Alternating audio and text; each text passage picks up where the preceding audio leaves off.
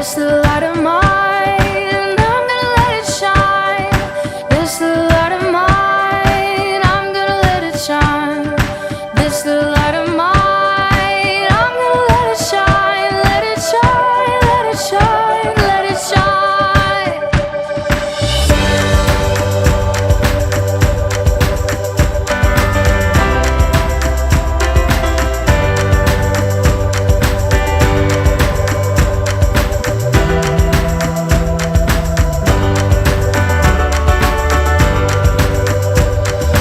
This little light of mine, I'm gonna let it shine. This little light of mine, I'm gonna let it shine. This little light of mine, I'm gonna let it shine. Let it shine, let it shine, let it shine. Jesus is the light, I'm gonna let him shine. Jesus is the light, I'm gonna let him shine. Jesus is the light.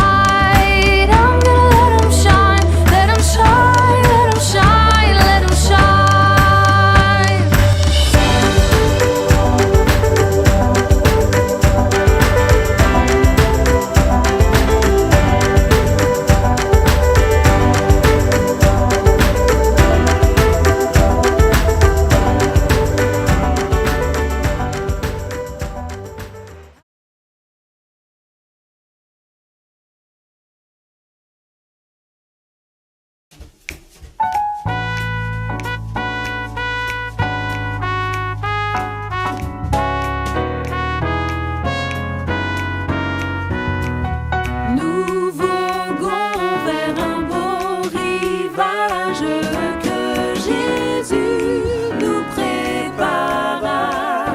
Nous ne craignons aucun naufrage, sa grâce nous conduira. Viens avec nous, la voile est prête.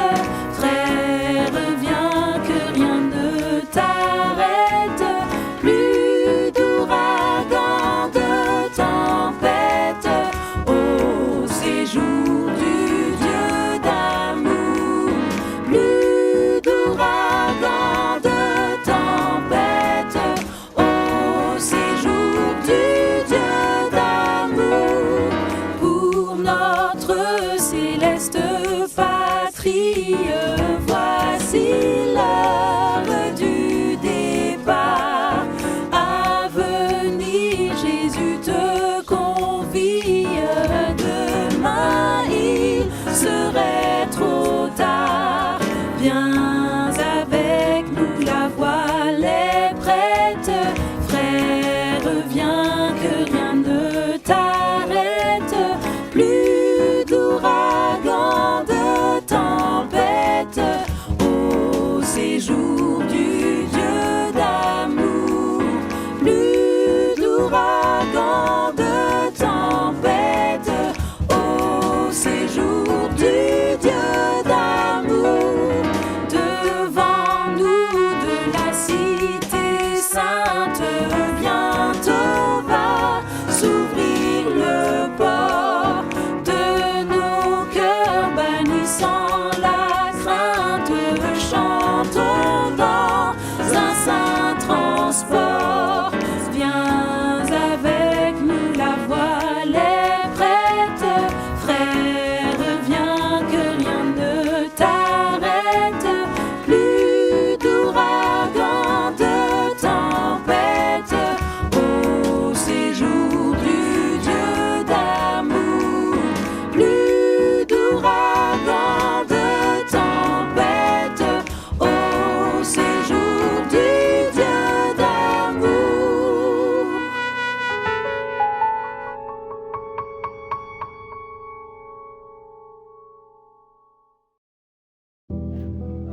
Bien-aimés frères et sœurs, chers amis auditeurs, je vous salue dans le beau nom de notre Seigneur et Sauveur Jésus-Christ. En même temps, je vous souhaite une chaleureuse et cordiale bienvenue dans votre émission La lumière du monde. Comme vous pouvez déjà si bien l'imaginer, notre première étude dans le cadre de cette émission porte sur le sujet même de l'intitulé de notre émission, La lumière du monde. C'est de ça que nous allons nous entretenir dans le cadre de notre petite étude biblique.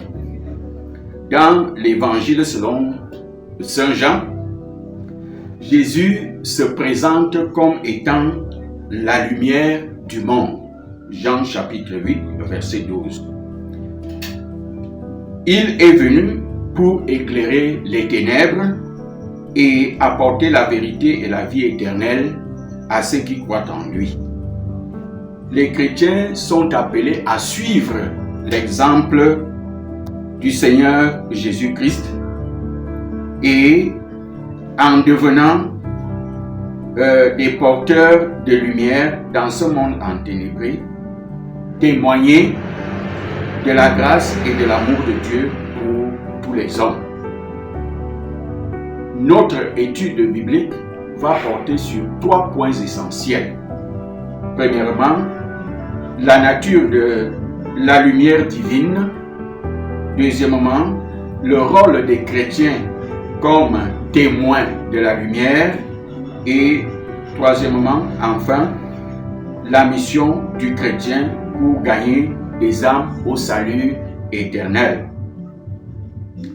Revenons donc sur le premier point, la nature de la lumière divine. Jésus, disais-je, est la lumière du monde selon le témoignage qu'il donne de lui-même dans le texte de Jean chapitre 8, verset 12 que nous venions de citer. « Je suis la lumière du monde, dit le Seigneur Jésus-Christ. » La lumière de Dieu est pure, sainte et éclaire toute obscurité.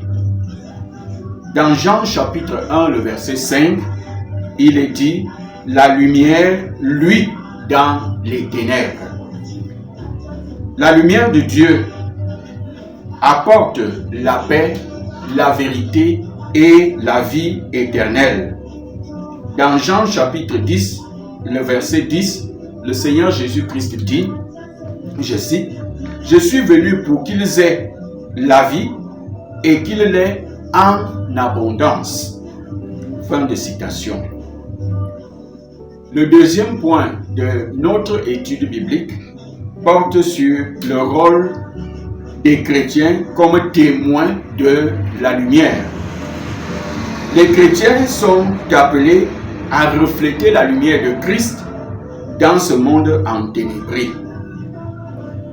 C'est pourquoi, dans Matthieu chapitre 5, du verset 14 jusqu'au verset 16, Jésus dit aux disciples, je cite, « Vous êtes la lumière du monde. Une ville située sur une montagne ne peut être cachée. Et on n'allume pas une lampe pour la mettre sous le boisseau, mais on la met sur le chandelier et elle éclaire tous ceux qui sont dans la maison. Que votre lumière luise ainsi devant les hommes, afin qu'ils voient vos bonnes œuvres et glorifient votre Père qui est dans les cieux. » Fin de citation. Dans ce texte, Jésus utilise ici une image puissante pour expliquer le rôle des chrétiens dans ce monde de ténèbres. Comme une lampe éclaire une maison, les disciples de Christ sont appelés à apporter la lumière de la vérité et de l'amour de Dieu dans un monde enténébré, dans un monde obscur et perdu. Ils ne doivent pas cacher cette lumière, mais ils doivent la laisser briller de manière à ce que tous puissent en bénéficier. Dans le livre Tragédie des siècles, à la page 275, Madame Ellen Gould White dit, je cite, dès que l'Église cesse de marcher dans la lumière,